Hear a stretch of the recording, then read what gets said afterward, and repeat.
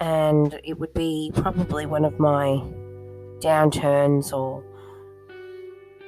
falls from being able to deal with a situation.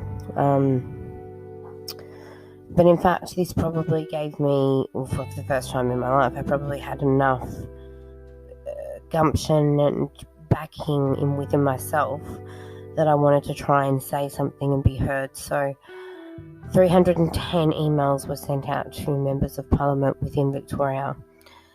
One Liberal actually answered me and 2 Labor. And I was told that as much as they felt and had sadness in what I had to say, there wasn't really much they could do within their limitations, and it really comes down to the Attorney General. So I didn't, I let it be.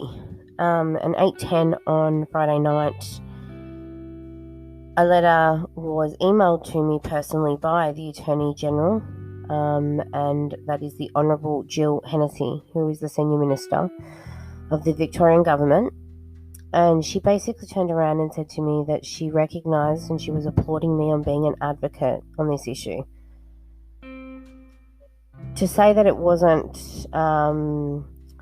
spectacularly fantastic to actually be heard, she then went on about the fact that they will be fast-tracking the laws to be changed before the end of the year.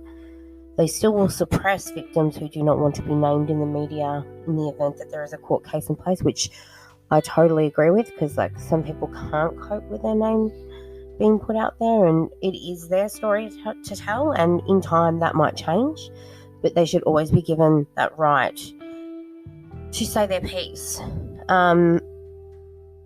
This gag order that's going to be changed and lifted basically will give people like myself who do have a book that will be released the option to be able to do so. Now, I never, ever, ever contemplated naming other people in this book, but it was a self-recognizing point that I wanted to be able to still name myself. So it was like a win, but it wasn't just a win for myself. It was a win for all those people that don't have a voice yet, or all those people that,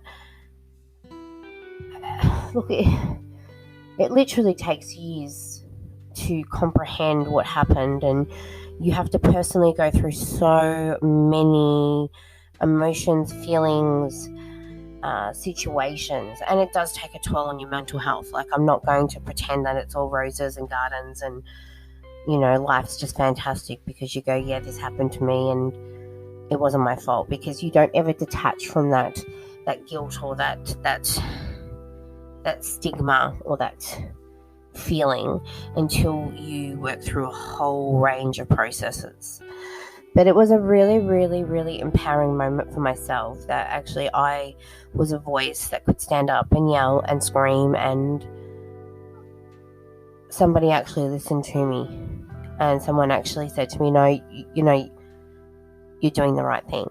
So I just really wanted to just touch base and just say that this is a really big thing to me, but it's a win, and you guys have had to listen to the podcast and listen to the endless posts that I've had going on in relation to my anger about these changes. So I wanted to give an update, and I wanted to share the information that yeah, I was heard, and we are still living in a country where you do have the ability to stand up and still be one voice and be able to say, hey, this isn't fair and this isn't good.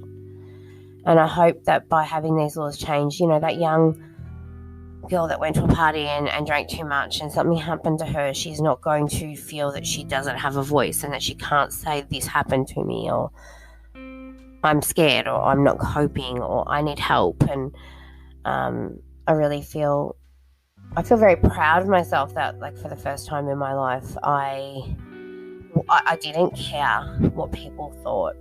I was going to yell, scream, and say what I had to say. And you guys have all been part of this whole process or journey, so to speak. So I wanted to share the news with you.